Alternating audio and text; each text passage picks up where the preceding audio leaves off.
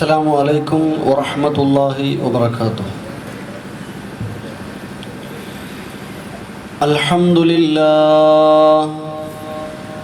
الحمد لله رب العالمين الذي من علينا بإنزال هذا القرآن العظيم وجعل العمل به هو الوسيلة الكبرى إلى حلول دار النعيم، ورتب على تلاوته الخير الكثير والفضل العميم، وأشهد أن لا إله إلا الله وحده لا شريك له، وأشهد أن محمدًا عبده ورسوله الموصوف بالصفات الكاملة، وإنك لعلى خلق عظيم. اللهم صل على محمد وعلى آل محمد كما صليت على إبراهيم وعلى آل إبراهيم إنك حميد مجيد. اللهم بارك على محمد وعلى آل محمد كما باركت على إبراهيم وعلى آل إبراهيم إنك حميد مجيد. أما بعد فإن خير الحديث كتاب الله، وخير الهدي هدي محمد صلى الله عليه وسلم، وشر الأمور محدثاتها وكل محدثة بدعة وكل بدعة ضلالة وكل ضلالة في النار. أيها الإخوان والأخوات، اتقوا الله حق تقاته ولا تموتن إلا وأنتم مسلمون. أعوذ بالله من الشيطان الرجيم. بسم الله الرحمن الرحيم. وما علمناه الشعر وما ينبغي له إن هو إلا ذكر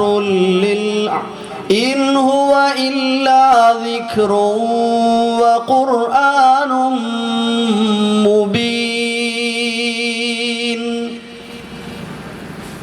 وما علمناه الشعر وما ينبغي له إن هو إلا ذكر وقرآن مبين لينذر من كان حيا ويحق القول على الكافرين. أولم يروا أنا خلقنا لهم مما عملت أيدينا أنعاما فهم لها مالكون، وذللناها لهم فمنها ركوبهم ومنها يأكلون، ولهم فيها منافع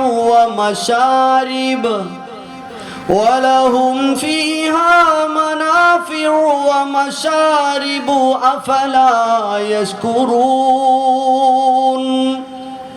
واتخذوا من دون الله آلهة واتخذوا من دون الله آلهة لعلهم ينصرون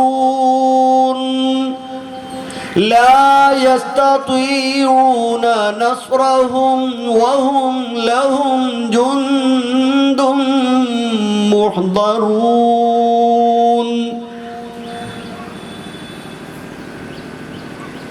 സ്നേഹ ബഹുമാനമുള്ള രക്ഷിതാക്കളെ, സഹോദരി സഹോദരങ്ങളെ, പ്രിയം നിറഞ്ഞ കുട്ടികളെ, അടുത്തും അകലെയുമായി പുറത്തിരുന്ന് ശബ്ദം ശ്രവിക്കുന്ന സ്നേഹ സഹോദരി സഹോദരങ്ങളെ,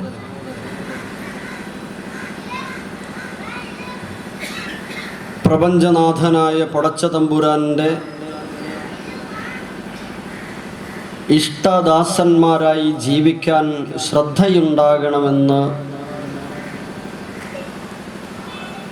ആമുഖമായി ഉണർത്തുകയാണ്, വസിയത്ത് ചെയ്യുകയാണ്.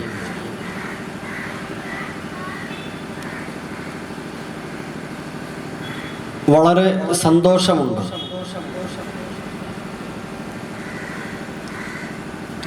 ഞാൻ താമസിക്കുന്ന പൂനൂരിൻ്റെ സമീപ പ്രദേശമായ കത്തറമ്മൽ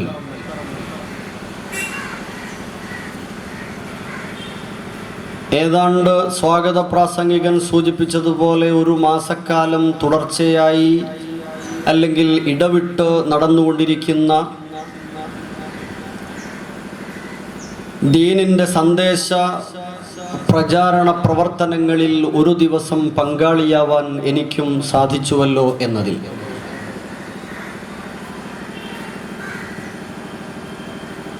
സന്തോഷത്തിന് ഒന്നുകൂടെ മാറ്റുകൂട്ടുന്ന മറ്റൊരു ഘടകമുണ്ട്.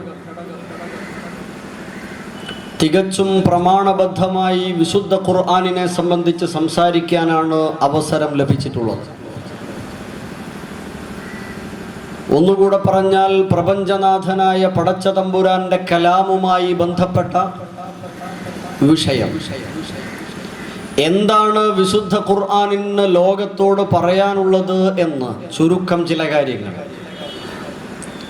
വിശുദ്ധ ഖുർആൻ അതിൻ്റെ അടിസ്ഥാനപരമായ ആശയാദർശങ്ങൾ ജനങ്ങൾക്ക് മുമ്പിൽ അവതരിപ്പിച്ചപ്പോൾ സ്വീകരിച്ച ശൈലി ഏതാണ് എന്ന്. അതുകൊണ്ട് തന്നെ വളരെ സന്തോഷത്തോടു കൂടെയാണ് നിങ്ങളെപ്പോലെ ഞാനും ഇവിടെ നിൽക്കുന്നത്. അൽഹംദുലില്ലാഹ്. പ്രപഞ്ചനാഥനായ പടച്ചതമ്പുരാൻ മനുഷ്യ സമൂഹത്തെ പടച്ചു, സൃഷ്ടിച്ചു.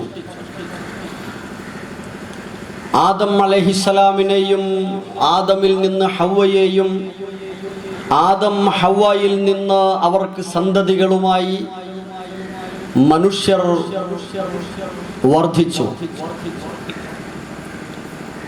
പടച്ച റബ്ബ് സുബ്ഹാനഹു വ തആല സൃഷ്ടിച്ചയച്ച വിശേഷ ബുദ്ധിയുള്ള മനുഷ്യർക്ക്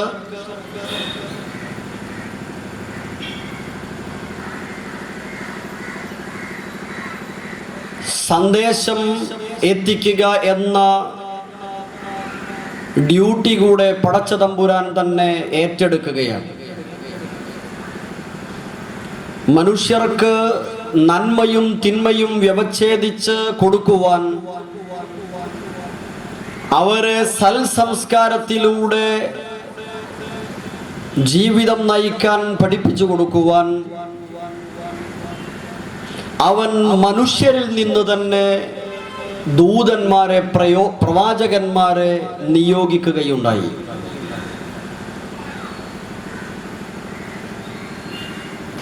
ഒരു 1,00,000-ൽ പരം പ്രവാചകന്മാർ ലോകത്ത് മുഹമ്മദ് നബി സ്വല്ലല്ലാഹു അലൈഹി വസല്ലമ വരെയായി നിയോഗിക്കപ്പെട്ടിട്ടുണ്ട് എന്ന് നാം മനസ്സിലാക്കുന്നുണ്ട്. പദാർത്ഥാതീതമായ വിഷയങ്ങളിൽ ഏതൊരു കാര്യത്തിലും വ്യക്തമായ ഒരു തീരുമാനത്തിലെത്താൻ, നിഗമനത്തിലെത്താൻ മനുഷ്യർക്ക് സാധ്യമല്ല എന്നതുകൊണ്ട്, മനുഷ്യന്റെ ബുദ്ധി പരിമിതമാണ് എന്നതുകൊണ്ട്, കാര്യകാരണ ബന്ധങ്ങൾക്കതീതമായ വിഷയങ്ങളെ സംബന്ധിച്ച് ചർച്ച നടത്തിയിട്ട് കൃത്യമായ നിഗമനത്തിലെത്താൻ മനുഷ്യർക്ക് അസാധ്യമാണെന്നതുകൊണ്ട് റബ്ബ് സുബ്ഹാനഹു വ തആല ആ മനുഷ്യർക്ക് ആത്യന്തികമായ നന്മയും തിന്മയും പഠിപ്പിച്ചു കൊടുക്കാൻ, മനുഷ്യരെ സൽ സംസ്കാരത്തിൽ മുന്നോട്ട് നയിക്കാൻ അവരിൽ നിന്ന് പ്രവാചകന്മാരെ നിയമിക്കുകയുണ്ടായി. ദിവ്യ പ്രമാണങ്ങളിലൂടെ മാത്രമേ കാര്യങ്ങൾ സ്പഷ്ടമായി ബോധ്യപ്പെടുത്താൻ സാധിക്കുകയുള്ളൂ എന്നതുകൊണ്ട് അതിസൂക്ഷ്മമായ ജീവജാലങ്ങളും അത്യത്ഭുതകരങ്ങളായ പ്രകൃതി പ്രതിഭാസങ്ങളും തട്ടുകളേതുമില്ലാതെ അടുക്കുകളായി, തൂണുകളേതുമില്ലാതെ അടുക്കടുക്കുകളായി 7 വാനലോകവും ആകാശത്തെ അത്ഭുതകരങ്ങളായ ഒരുപാട് ഗോളങ്ങളും സൂര്യചന്ദ്രാദി നക്ഷത്രങ്ങളും അതിന് കീഴെ ഭൂമിയും ഭൂമിയിലെ അത്യാകർഷണങ്ങളായ സമുദ്രങ്ങളും കടലും പുഴകളും അരുവികളും തോടുകളും അവയ്ക്കടിയിലൂടെ നീന്തിത്തുടിച്ചുകൊണ്ടിരിക്കുന്ന മത്സ്യങ്ങളും അവയ്ക്കടിയിൽ മനുഷ്യർക്ക് ജീവസന്ധാരണങ്ങളായി ഉപയോഗിക്കാൻ കഴിയുന്ന രത്നങ്ങളും മുത്തുകളും ഭൂമിയിലൂടെ അള്ളാഹു സംവിധാനിച്ചിട്ടുള്ള പ്രത്യേകതരം മറയിലൂടെ പരസ്പരം കൂടിച്ചേരാതെ ഒഴുകിക്കൊണ്ടിരിക്കുന്ന ഇരുതരം ജലാശയങ്ങളും ഇവയെല്ലാം ഉൾക്കൊള്ളുന്ന പ്രപഞ്ചത്തിന്റെ സ്രഷ്ടാവായ പടച്ച തമ്പുരാൻ അവന് മാത്രമേ മനുഷ്യരെ സന്മാർഗത്തിലേക്ക് നയിക്കാനുള്ള ദർശനം, മനുഷ്യന് നന്മയും തിന്മയും പഠിപ്പിച്ചു കൊടുക്കാൻ സാധ്യമാവുകയുള്ളൂ എന്നതാണ്. അങ്ങനെ പ്രവാചകന്മാരെ നിയോഗിച്ചു. ഓരോ പ്രവാചകന്മാരും പ്രവാചകൻ മുഹമ്മദ് മുസ്തഫ സല്ലല്ലാഹു അലൈഹി വസല്ലമയൊഴികെ മറ്റെല്ലാ പ്രവാചകന്മാരും ആ പ്രവാചകന്മാർക്ക് നൽകപ്പെട്ട മുഅ്ജിസത്തുകള്, അടയാളങ്ങള്, ഗ്രന്ഥങ്ങള് ഇവയെല്ലാം അതത് സമൂഹത്തിലേക്ക് സാന്ദർഭികമായി മാത്രം അവതരിക്കപ്പെട്ടതും നൽകപ്പെട്ടതുമാണ് എന്ന് കാണാം. ഓരോ പ്രവാചകന്മാരും തങ്ങൾ അള്ളാഹുവിൽ നിന്ന് പറഞ്ഞയക്കപ്പെട്ട ദൂതന്മാരാണെന്ന് തെളിവിന് വേണ്ടി അവരിലൂടെ അള്ളാഹു നൽകിയ ഒരുപാട് ദൃഷ്ടാന്തങ്ങളുണ്ട്. ആ ദൃഷ്ടാന്തങ്ങളും അവരിലൂടെ നൽകപ്പെട്ടിട്ടുള്ള ഗ്രന്ഥങ്ങളുമൊക്കെ ആ പ്രവാചകന്മാരുടെ അന്ത്യത്തോടുകൂടെ അവസാനിക്കുകയായിരുന്നു.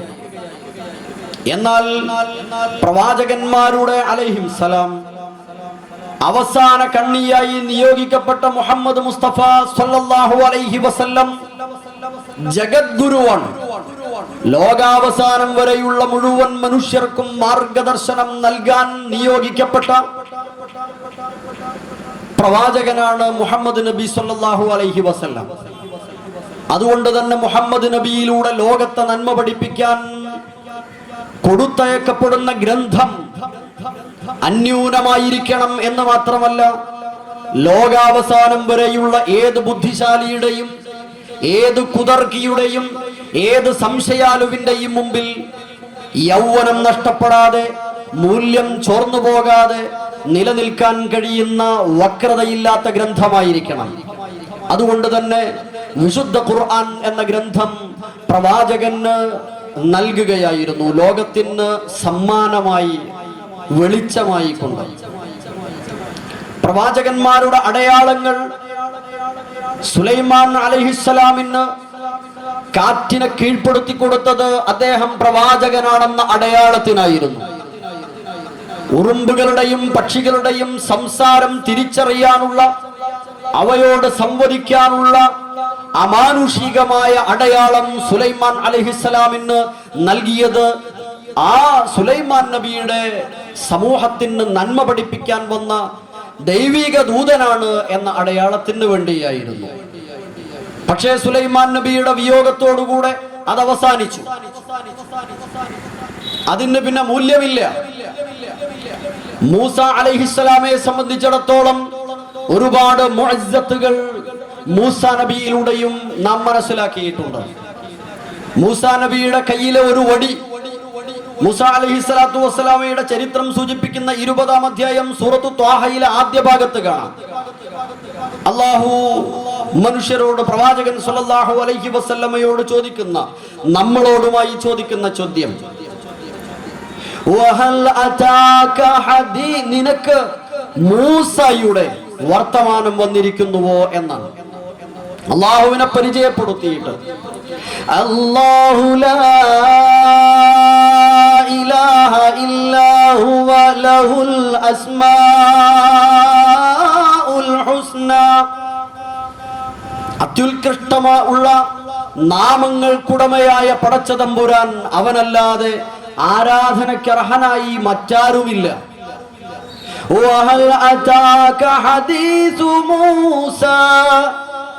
മൂസയുടെ വർത്തമാനം നിനക്കറിയുമോ, വന്നിട്ടുണ്ടോ? മൂസ അലൈഹിസ്സലാം അദ്ദേഹത്തിന്റെ കുടുംബവുമായി യാത്ര ചെയ്യുകയാണ്. കുന്നിൻ ചെരുവിലെത്തിയപ്പോ, രാത്രിയിൽ ഇനി അങ്ങോട്ട് നടക്കാൻ വെളിച്ചമില്ലെന്നായപ്പോ, നീ ഇവിടെ നിൽക്ക്. فقال لأهلهم كثوا إني آنست نارا لعلي آتيكم منها بقبس أو أجد على النار هدى. നീ ഇവിടെ നിൽക്ക്, ഞാനൊന്ന് അവിടെ പോയി നോക്കട്ടെ, എനിക്ക് വല്ല വെളിച്ചവും കിട്ടിയാലോ, അതല്ലെങ്കിൽ മറ്റു വല്ല വഴിയും കിട്ടിയാലോ ഞാൻ അവിടെ പോയി വരാം. മൂസ അലൈഹിസ്സലാം അഥവാ മൂസ അദ്ദേഹം അവിടെ ചെല്ലുകയാണ്. ആ സന്ദർഭത്തിൽ നുബുവത്ത് ലഭിച്ചിട്ടില്ല. ആ നിലക്ക് അദ്ദേഹം അവിടെ ചെന്നു. അവിടെ ചെന്ന സമയത്ത് പടച്ച റബ്ബ് സുബ്ഹാനഹു വ തആലയുടെ വിളിയാണ്. യാ മൂസ എന്ന വിളി കേൾക്കുകയാണ്. എന്നിട്ട് പടച്ച തമ്പുരാൻ മൂസ നബിയോട് പറയുന്നു, ഞാൻ നിന്നെ തെരഞ്ഞെടുക്കുകയാണ്, ഭയപ്പെടണ്ട. ഇന്നി അന റബ്ബുക്, ഞാൻ നിന്റെ റബ്ബാണ്. വിളിച്ചത് നിന്റെ റബ്ബാ, ഭയപ്പെടേണ്ടതില്ല. ഫഖ്ലാന അലൈക ഇന്നക ബിൽ വാദിൽ മുഖദ്ദസി തുവാ, നീ പരിശുദ്ധമായ താഴ്വരയിലാണ് ഇപ്പോഴുള്ളത്.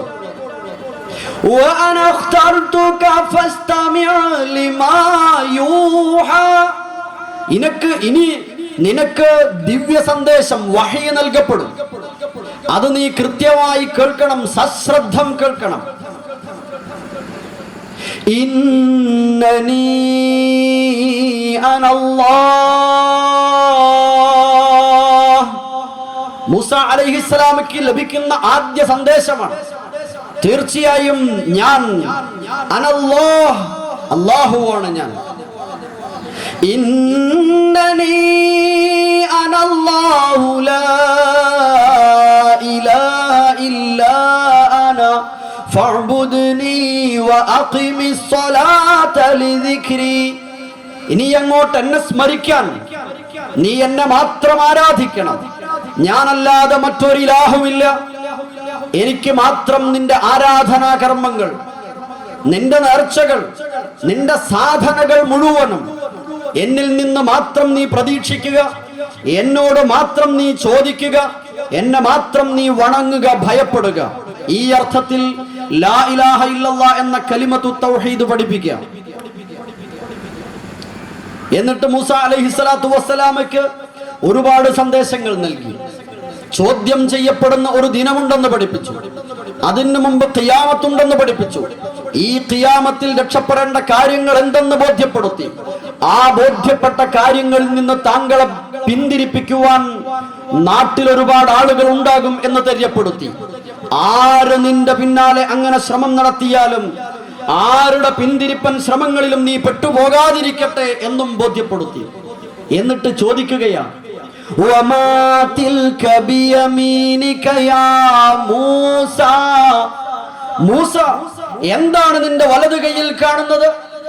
മൂസ അലൈഹിസ്സലാം മറുപടി പറഞ്ഞു, ഖാല ഹിയ അസായ അതവക്കഉ അലൈഹാ വഅഹുശു ബിഹാ അലാ ഗനമി വലിയ ഫീഹാ മആരിബു ഉഖ്റാ.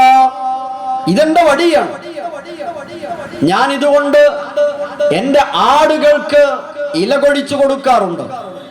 കുന്ന് കയറിപ്പോകുമ്പോ കുത്തിപ്പിടിച്ചു പോകാൻ സൗകര്യമുള്ളത് കൊണ്ട് ഞാൻ ഇത് ഊന്നുവടിയായി ഉപയോഗിക്കാറുണ്ട്. വേറെയും ചില ഉപയോഗങ്ങളൊക്കെ ഇതുകൊണ്ടുണ്ട്. അല്ലാഹു അവിടെ വെച്ച് മൂസ അലൈഹിസ്സലാത്തു വസ്സലാമയുടെ മുഅ്ജിസത്ത് നമ്മെ പരിചയപ്പെടുത്തുകയാണ്. അല്ലാഹു മൂസ നബിയോട് പറഞ്ഞു, ഖാല അൽഖിഹാ യാ മൂസ. മൂസ, നീ അത് താഴെയിടുക. فألقاها فإذا هي حية تسعى. മൂസ അലൈഹിസ്സലാം അത് താഴെയിട്ടു. അതോടെ അത് ഒരു പാമ്പായി ഇഴയുകയായിരുന്നു. മൂസ നബിക്ക് ഭയപ്പാടുണ്ടായി. തിരിഞ്ഞു നടക്കാൻ ശ്രമിച്ചപ്പോ അല്ലാഹു വിളിച്ചു പറഞ്ഞു, ലാ തഖഫ്, ഭയപ്പെടണ്ട. ഖുദ്ഹാ വലാ തഖഫ്, നീ ഭയപ്പെടണ്ട, അത് എടുത്തോ. സനുഈദുഹാ സീറതഹൽ ഊലാ, അതിനെ പൂർവസ്ഥിതിയിലേക്ക് തന്നെ നാം കൊണ്ടുവരും, ഭയപ്പെടാതിരിക്കുക. ഇത് മൂസ അലൈഹിസ്സലാത്തു വസ്സലാമയുടെ ഒരു മുഅ്ജിസത്താണ്.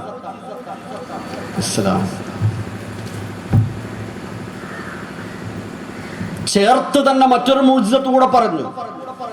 താങ്കളുടെ വലത് കൈ കക്ഷത്തിലേക്ക് വെച്ച് പുറത്തെടുക്കുക. തഖ്റുജു ബൈദാഅ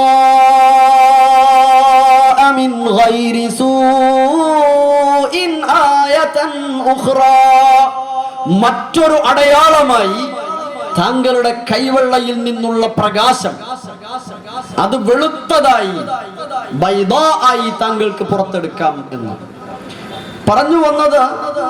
എല്ലാ പ്രവാചകന്മാർക്കും അവർ അള്ളാഹുവിൽ നിന്ന് നിയോഗിക്കപ്പെട്ട സത്യദൂതന്മാരാണെന്ന് സമൂഹത്തെ ബോധ്യപ്പെടുത്താൻ പാകപ്പെട്ട അടയാളങ്ങൾ നൽകപ്പെട്ടിരുന്നു എന്നാണ്. പക്ഷേ ആ മുഅ്ജിസത്തുകളും അവർക്ക് നൽകപ്പെട്ട ഏടുകൾ, ഗ്രന്ഥങ്ങളും ആ പ്രവാചകന്മാരുടെ വിയോഗത്തോടുകൂടെ അവസാനിക്കുകയായിരുന്നു. അതല്ലെങ്കിൽ അതിന്റെ വില അത്ര ഇല്ലാതെ പോവുകയായിരുന്നു.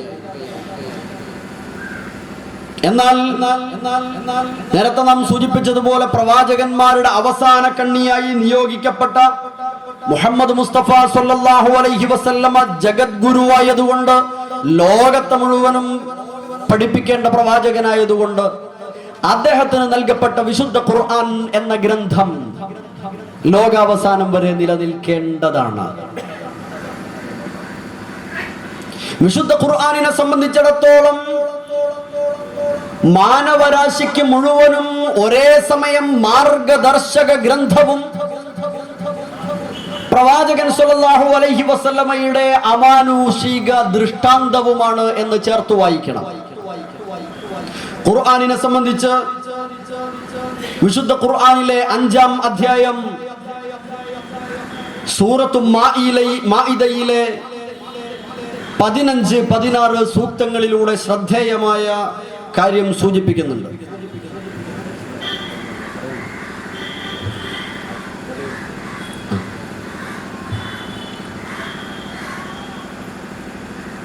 ആ ആയത്തുകളിൽ ഖുർആനിനെ കുറിച്ച് ഖുർആൻ പ്രകാശമാണ്, വഴികാട്ടിയാണ് എന്ന സൂചനയാണ്. അല്ലാഹു ഇങ്ങനെ ആയത്തുകൾ പറയുന്നത്. സൂറത്ത് മാഇദയിലെ 15-16 യാ അഹ്ലൽ കിതാബി ഖദ് ജാഅകും റസൂലുനാ يبين لكم كثيرا مما تخفون من الكتاب ويعفو عن كثير. ശേഷം قد جاءكم من الله نور കിതാബും മുബീൻ.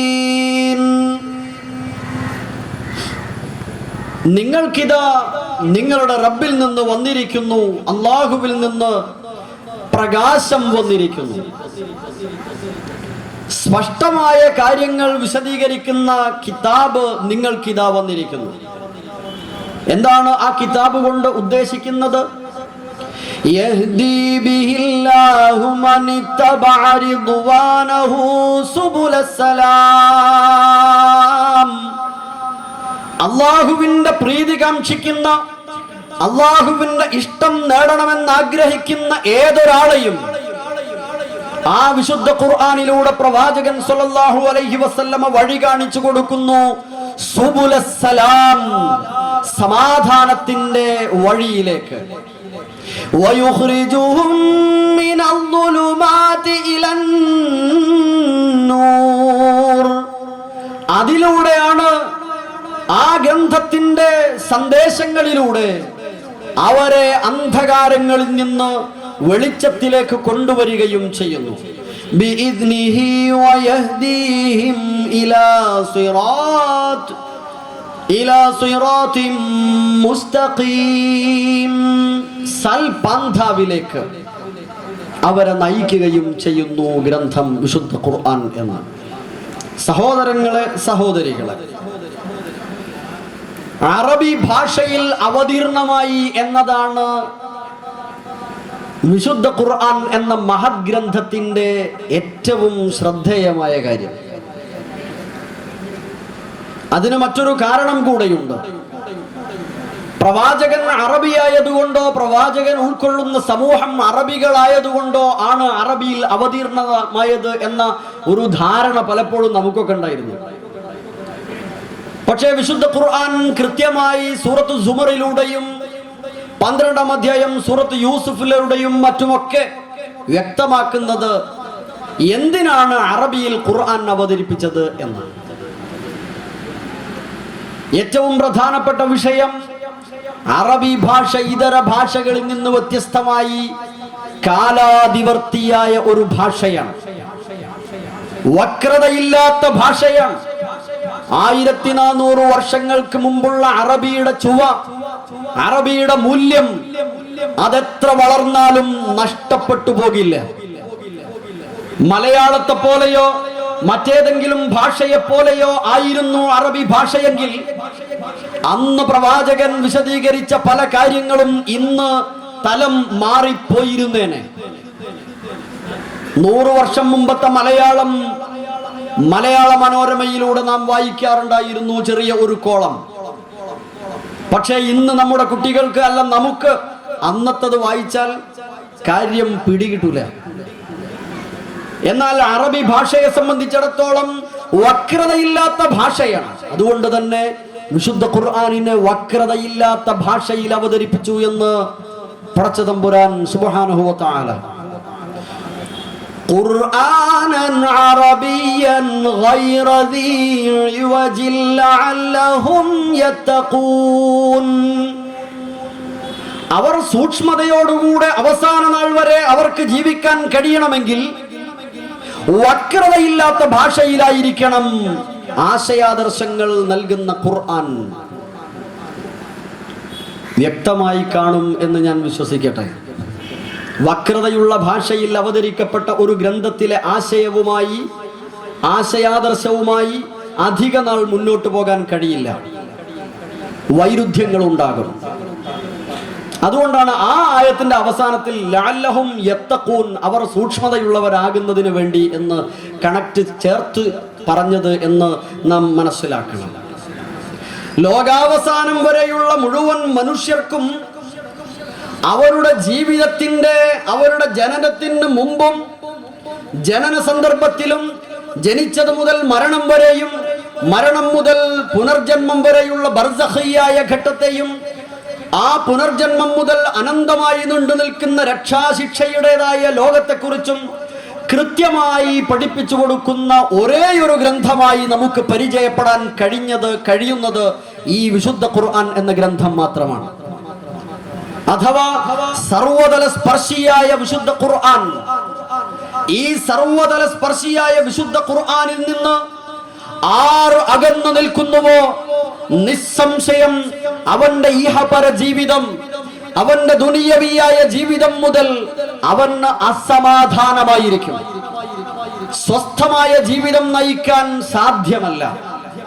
ഒരു മനുഷ്യൻ അവൻ എങ്ങനെ കിടക്കണം, എങ്ങനെ എഴുന്നേൽക്കണം, എങ്ങനെ നടക്കണം, എങ്ങനെ സംസാരിക്കണം, ആരോട് എങ്ങനെ വൈയക്തികമായ ജീവിതം, കുടുംബ ജീവിതം, ദാമ്പത്യം, സാമ്പത്തികം, അയൽപക്ക ബന്ധം, ബഹുമത സമൂഹം, രാഷ്ട്രീയം എന്നിത്യാദി സകല മേഖലകളിലും അവൻ എങ്ങനെ വർത്തിക്കണം എന്ന് പഠിപ്പിച്ചു.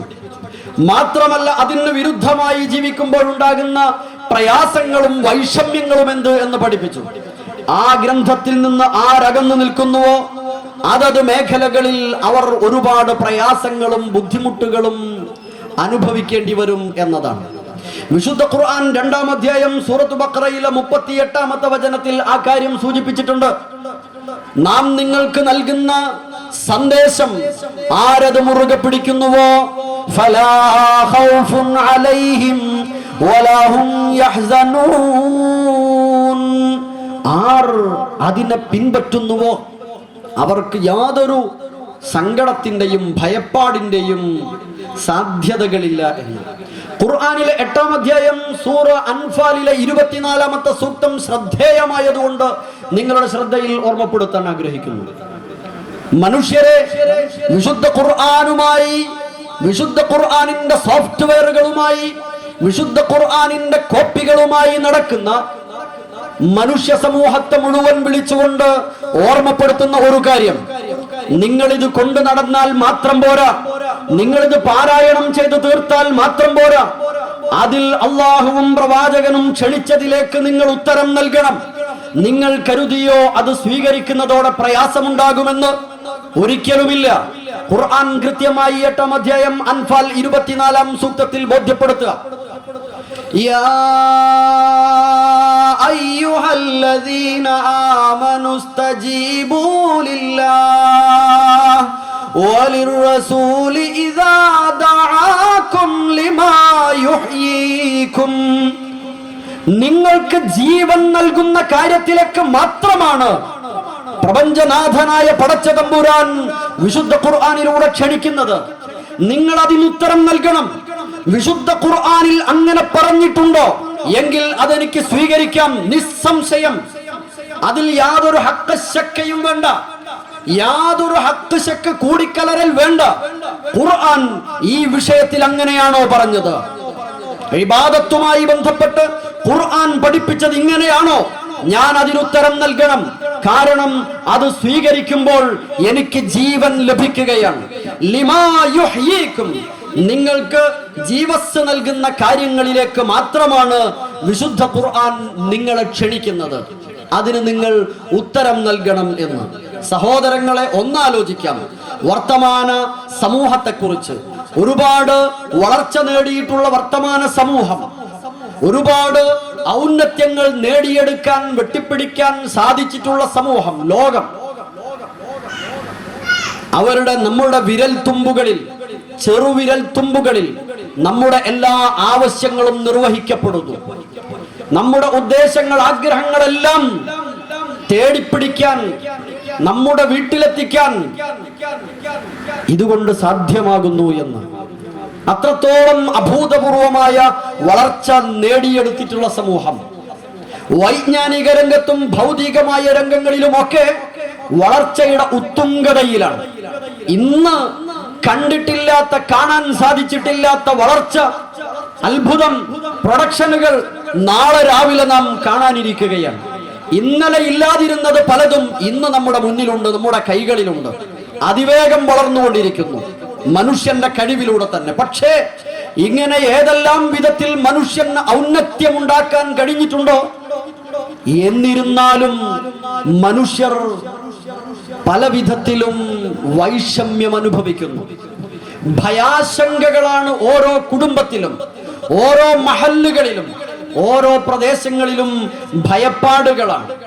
രോഗങ്ങളാൽ അസ്വസ്ഥമായിരിക്കുകയാണ്, അസ്വസ്ഥതകൾ കുമിഞ്ഞുകൂടിക്കൊണ്ടിരിക്കുകയാണ്.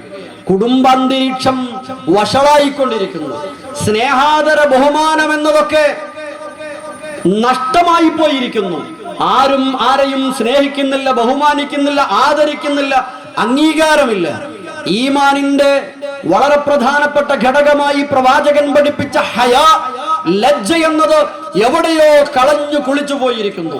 നിസ്സാരമായ കാര്യങ്ങളുടെ പേരിൽ വഴക്കും വക്കാണവുമായിരിക്കുന്നു. സംഘടനയുടെയും ഗ്രൂപ്പിന്റെയും ആദർശത്തിന്റെയും രാഷ്ട്രീയത്തിന്റെയും നാടിന്റെയും നിറത്തിന്റെയും പണത്തിന്റെയും പേരിൽ നിസ്സാരമായ പ്രശ്നങ്ങളിൽ തുടങ്ങി വലിയ യുദ്ധവും ചോരയൊഴുക്കലും കൊലയും കൊള്ളയും നടന്നുകൊണ്ടിരിക്കുന്നു. ആരും സ്വാർത്ഥരാണ്. സെൽഫിയുടെ ലോകമാണ്. കൗമാരപ്രായക്കാരൊക്കെ സ്വപ്നം കണ്ടുകൊണ്ടിരിക്കുക. സ്വപ്നം കാണുന്ന പ്രായക്കാർ, ആ കൗമാരപ്രായക്കാർ ഒരു വശത്ത് നിൽക്കുമ്പോ അവർ അടുത്ത വർഷങ്ങളിൽ യൗവനത്തിലേക്ക് എത്തുമ്പോ അന്ന് കണ്ടിരുന്ന സ്വപ്നങ്ങൾ സാക്ഷാത്കരിക്കാൻ വേണ്ടിയുള്ള പ്രവൃത്തി പഥത്തിൽ തല കുനിച്ചിരിക്കുകയാണ്. തൊട്ടടുത്ത വീട്ടിലെ പാവപ്പെട്ട വൃദ്ധയായ ഉമ്മ മരിച്ചു വീണിട്ട് ആരും സഹായിക്കാനില്ലാതെ പോയി 4-5 ദിവസം കഴിഞ്ഞപ്പോഴാണ് ഞാൻ അറിഞ്ഞതെന്ന് അയൽവാസിയോട് സങ്കടത്തോടുകൂടെ പറയുന്ന യുവാവ് പറയുന്നത്, ഞാൻ അന്ന് തല കുനിച്ചിരിക്കുകയായിരുന്നു എന്നാണ്. തലകുനിച്ച യുവത എന്നൊക്കെ പറയുമ്പോ മുമ്പുണ്ടായിരുന്നത് മാന്യതയുടെ ആശയതലമായിരുന്നുവെങ്കിൽ, എളിമയുടെ പ്രയോഗമായിരുന്നു തലകുനിക്കൽ എന്ന പ്രയോഗമെങ്കിൽ, ഇന്ന് തലകുനിച്ചു എന്നത് തന്റെ മുമ്പിലെ മൊബൈലിലേക്ക് വിരൽത്തുമ്പുകൾ കൊണ്ട് അമർത്തിയിട്ട് തല കുനിച്ചിരിക്കുകയായിരുന്നു. പക്ഷേ മറ്റൊരു പ്രയോഗം ഈയിടെ വന്നിട്ടുണ്ട് പോലും, തലകുനിച്ച യുവതയുടെ തല ഉയർത്താൻ സെൽഫി സ്റ്റിക്കെങ്കിലും സഹായിച്ചല്ലോ എന്ന്. ഈ വിധത്തിൽ വളർച്ച എത്രയുണ്ടെങ്കിലും അയൽപ്പക്കത്തെ പ്രയാസങ്ങളോ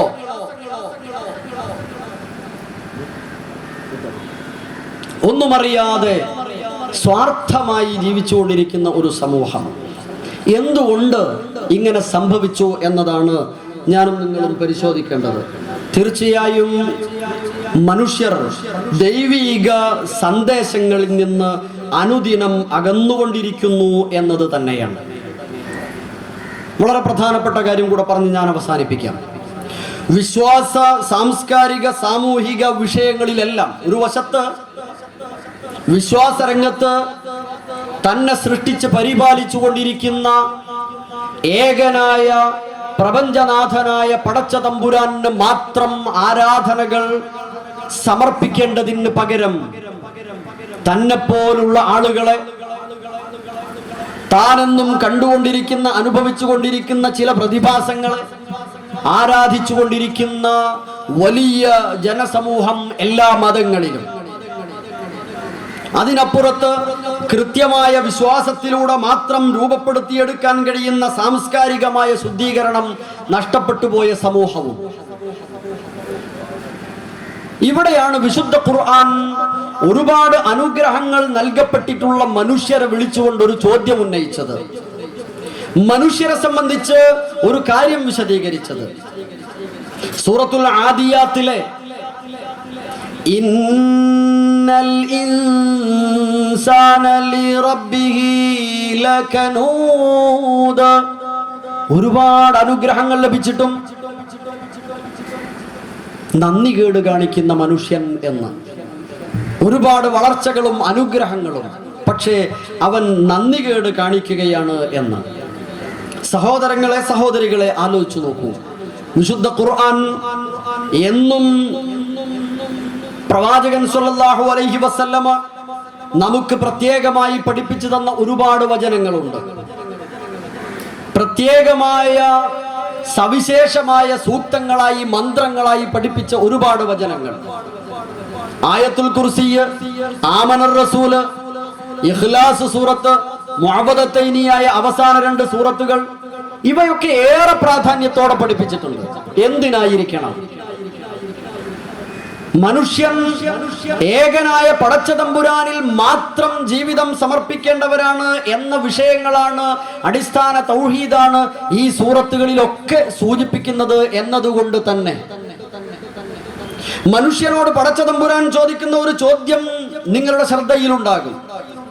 യാ അയ്യുഹൽ ഇൻസാൻ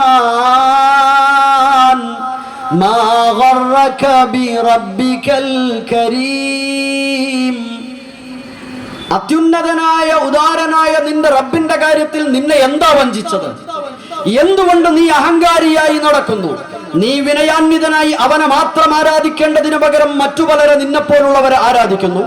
നീ ഒരു കാര്യം മാത്രം ആലോചിക്ക് നിന്റെ സൃഷ്ടിപ്പിനെ കുറിച്ച്. ആരാണ് റബ്ബ്? അല്ലദീ ഖലഖക ഫസവ്വാക ഫഅദലക. നിന്നെ സൃഷ്ടിച്ചു, സംവിധാനിച്ചു, ശരിപ്പെടുത്തി. പിന്നെ എങ്ങനെ നീ മറ്റുള്ളവരെ ആരാധിക്കും? ഫീ അയ് സൂറത്തിൻ മാ ശാഅ റക്കബക. അവൻ വേണ്ട രീതിയിൽ അവൻ ഉദ്ദേശിച്ച പോലെ നിന്നെ ക്രമപ്പെടുത്തി, രൂപപ്പെടുത്തി. പിന്നെ എങ്ങനെ ഇതിൽ യാതൊരു പങ്കുമില്ലാത്ത ആളുകളെ നീ വിളിച്ചു പ്രാർത്ഥിക്കും? നമുക്കൊരു കാര്യം മാത്രം ആലോചിച്ച് അവസാനിപ്പിക്കാം. ഞാൻ എങ്ങനെ ഈ ഭൂമിയിലെ മനുഷ്യരിൽ ആരെയെങ്കിലും വിളിച്ചു പ്രാർത്ഥിക്കും? നമ്മൾ ആലോചിക്കുക. ലോകത്തേതൊരു മനുഷ്യനും പടച്ചതമ്പുരാൻ വിശുദ്ധ ഖുർആനിലൂടെ ആരെയും കുറ്റപ്പെടുത്താതെ പരിഹസിക്കാതെ പറയുന്ന ഒരു കാര്യം, അത് ഖുർആനിന്റെ ശൈലിയാ. ആ ശൈലിയിൽ മാത്രം എന്റെ ശബ്ദം ശ്രവിക്കുന്ന സഹോദരീ സഹോദരങ്ങളോട് ചോദിക്കട്ടെ, ഇന്ന് ലോകത്ത് ആരാധിക്കപ്പെടുന്ന ഏതൊരു മഹാനായിരുന്നാലും, ഏതൊരു ശക്തിയായിരുന്നാലും, വസ്തുവായിരുന്നാലും ഒരു കാര്യം ആലോചിക്കാം. നമ്മെ സൃഷ്ടിക്കുന്നതിൽ അവർക്ക് പങ്കുണ്ടെങ്കിൽ അവരെ ആരാധിക്കാമായിരുന്നു. ആയത്തുൽ കുർസിയിൽ പറഞ്ഞ ഏതെങ്കിലും ഒരു ഗുണമെങ്കിലും ഉണ്ടെങ്കിൽ അവരെ ആരാധിക്കാമായിരുന്നു. അല്ലാഹു ആരാ? ലാ ഇലാഹ ഇല്ലാഹു. അവനല്ലാതെ ആരാധ്യനില്ല. എന്തുകൊണ്ട്? അൽ ഹയ്യുൽ ഖയ്യൂം. ഹയ്യും ഖയ്യൂമുമാണ്. നാം നമ്മുടെ ലോകത്ത് സമൂഹത്തിൽ ആരെങ്കിലും വിളിച്ച് പ്രാർത്ഥിക്കുന്ന ആളുകളുണ്ടെങ്കിൽ അവർ നോക്കുക, ആലോചിക്കുക. ഇതിന് ഒരുപാട് അഭിപ്രായങ്ങളുടെ ആവശ്യമില്ല. വിശുദ്ധ ഖുർആൻ കൃത്യമായി പറയാം, ഹയ്യാണോ ഖയ്യൂമാണോ? ലോകത്ത് അങ്ങനെ ഒരാളെ നിങ്ങൾക്ക് കാണാൻ കഴിഞ്ഞോ? അവരെ റബ്ബെന്ന് പറഞ്ഞ് ആരാധിച്ചോളൂ. സാധ്യമല്ല കൂട്ടരെ. ഹയ്യും ഖയ്യൂമുമാകണം. ലാ തഖുദുഹു സിന വലാ നൗം. ഉറക്കവും മഴക്കവും പിടിപെടാത്തവരാണെങ്കിൽ അവരെ ആരാധിക്കാമായിരുന്നു. പക്ഷേ ഇന്ന് മരിച്ചുപോയവരാണ്, സാധ്യമല്ല. അങ്ങനെ ആരെയും വിളിച്ച് പ്രാർത്ഥിക്കുവാൻ, ആരാധിക്കുവാൻ സാധ്യമല്ലെന്ന് വിശുദ്ധ ഖുർആൻ സൂറത്തു യാസീനിലൂടെ പഠിപ്പിക്കുന്ന ഒരു കാര്യം കൂടെ ഓർമ്മപ്പെടുത്തി അവസാനിപ്പിക്കട്ടെ. യാസീനിന്റെ അവസാന ഭാഗത്ത് ഖൽബുൽ ഖുർആൻ എന്നാണല്ലോ നാം യാസീനിനെ പരിചയപ്പെട്ടത്. എന്തായിരിക്കും ഖൽബുൽ ഖുർആൻ എന്ന് പറയാൻ നാമകരണത്തിന് കാരണം? ഖുർആനിന്റെ ഹൃദയമാണെന്ന് പറയാൻ നടുക്കണ്ടം എന്നൊക്കെ പറയും, നടുവിലായതുകൊണ്ടാണ്. അങ്ങനെയൊന്നുമല്ല. ഞാൻ മനസ്സിലാക്കുന്നു, വിശുദ്ധ ഖുർആനിന്റെ അടിസ്ഥാനപരമായ വിഷയം കൃത്യമായി സമ്മേളിച്ചിട്ടുള്ള സൂറത്താണ്. അതുകൊണ്ട് തന്നെ ഹൃദ്യമായ അധ്യായമാണ്, ഹൃദയത്തിൽ ഉണ്ടായിരിക്കേണ്ട അധ്യായമാണ്. ഓതി തീർക്കാനുള്ളതല്ല. ഒരു കാലത്ത് മരിച്ച വീട്ടിലേക്ക് മാത്രമുള്ളതായിരുന്നു. പക്ഷേ ഇത് മരിച്ചവർക്കല്ല, ജീവിച്ചിരിക്കുന്നവർക്ക് കേൾപ്പിക്കാനുള്ളതാണെന്ന് യാസീനിൽ തന്നെയുണ്ടെന്ന് കണ്ടപ്പോ ബോധ്യപ്പെട്ട് മനസ്സിലാക്കി അംഗീകരിക്കുകയായിരുന്നു. ആ അധ്യായത്തിൽ അവസാന പേജിൽ പറയുന്ന ഒരു ഭാഗമുണ്ട്, ലാ യസ്തതിഊന നസ്റഹും വഹും ലഹും ജുൻദും മുഹ്ദറൂൻ. ഏതെങ്കിലും ഒരു മഹാന്റെ ഖബറിടത്തിൽ ചെന്ന്, ഏതെങ്കിലും ഒരു ശക്തിയുടെ കേന്ദ്രത്തിൽ ചെന്ന് അള്ളാഹുവിനെ മറന്നുകൊണ്ട് പ്രാർത്ഥന നടത്തുന്നവരുണ്ടെങ്കിൽ ആലോചിക്കാൻ കൃത്യമായി പഠിപ്പിച്ച വചനം, ലാ യസ്തതിഊന നസ്റഹും. അവർക്കിവരെ യാതൊരു വിധത്തിലും സഹായിക്കാൻ സാധ്യമല്ല. മാത്രമല്ല ഒരു തമാശയുണ്ടെന്ന, വഹും ലഹും ജുൻദും മുഹ്ദറൂൻ. ആ കേന്ദ്രത്തിലെ ശക്തി എന്ന് പറയപ്പെടുന്ന ഇടത്തെയും വസ്തുവിനെയും ആളെയും മഹാനെയും ജാറത്തെയും മഖ്ബറയെയും സംരക്ഷിക്കപ്പെടണമെങ്കിൽ അവിടെ ആരെങ്കിലും കാവൽക്കാരായി നിൽക്കണം. മനുഷ്യർ ആരാധിക്കേണ്ട വിഷയമാണ്, ആലോചിക്കേണ്ട വിഷയമാണ്. വഹും ലഹും ജുൻദുൻ. ഈ മനുഷ്യർ ആ ആരാധ്യർക്ക് സൈന്യമായി കാവലായി നിൽക്കേണ്ടി വരുന്നു എന്ന് ആലോചിക്കാൻ അത് മാത്രം മതി. പക്ഷേ പടച്ച തമ്പുരാൻ ആരും കാവല് നിൽക്കണ്ട. അവൻ ഉറക്കമില്ലാത്തവനാ, മയക്കമില്ലാത്തവനാ, എല്ലാം കേൾക്കുന്ന ഹയ്യും ഖയ്യൂമുമായ, സമീഉം അലീമുമായ, വഹാബായ, ജബ്ബാറായ, ഖഹാറായ, വാഹിദായ, റഹ്മാനും റഹീമുമായ പടച്ച തമ്പുരാനിൽ മാത്രം അഭയം പ്രാപിക്കുക. എല്ലാം അവനിൽ നിന്ന് മാത്രം ചോദിക്കുക. മറ്റാരെങ്കിലും എന്തെങ്കിലും ചെയ്തതാണെന്ന് ഭയപ്പാട് തോന്നേണ്ടതില്ല. ആർക്കും ചെയ്യാൻ കഴിയില്ല നമുക്കെതിരിലൊന്നും. കാര്യകാരണ ബന്ധങ്ങൾക്കപ്പുറത്ത് ആർക്കും നമുക്കെതിരിൽ ഒന്നും ചെയ്യാൻ കഴിയില്ല. പടച്ച തമ്പുരാൻ അവനിൽ നിന്നാണ് ഹൈറും ഷർറുമെന്ന് 1-ാം ക്ലാസ് മുതൽ ഈമാൻ ഇസ്ലാം അറിഞ്ഞില്ലെങ്കിൽ നരകം അവരുടെ വീടാണെന്ന് പാടിപ്പഠിച്ചപ്പോ 6-ാമത്തെ കാര്യമായി പഠിച്ചത് ഹൈറും ഷർറും എന്ന ഖദർ അള്ളാഹുവിൽ നിന്നാണെന്ന് ഉറച്ചു വിശ്വസിക്കണം എന്നായിരുന്നു. എങ്കിൽ എല്ലാം പടച്ച തമ്പുരാനിൽ തവക്കുൽ ചെയ്യുക. അങ്ങനെ അള്ളാഹുവിൽ മാത്രം അഭയമർപ്പിക്കുന്ന യഥാർത്ഥ ദാസന്മാരുടെ ഇബാദുർ റഹ്മാന്റെ കൂട്ടത്തിൽ ഉൾപ്പെടാൻ നാം ബദ്ധശ്രദ്ധരായിരിക്കുക. അല്ലാഹു എന്നെയും നിങ്ങളെയും അനുഗ്രഹിക്കുമാറാവട്ടെ. അല്ലാഹുമ്മ ഇന്നാ നസ്അലുക ബിസ്മികൽ അഹദിസ് സ്വമദില്ലദീ ലം യലിദ് വലം യൂലദ് വലം യകുൽ ലഹു കുഫുവൻ അഹദ് അൻ തഗ്ഫിറ ലനാ ദുനൂബനാ ഇന്നക അൻതൽ ഗഫൂറുർ റഹീം. അല്ലാഹുമ്മ റബ്ബനാ തഖബ്ബൽ മിന്നാ ദുആഅനാ വസലാതനാ وقيامنا وسائر أعمالنا يا رب العالمين وآخر دعوانا أن الحمد لله رب العالمين. السلام عليكم ورحمة الله وبركاته.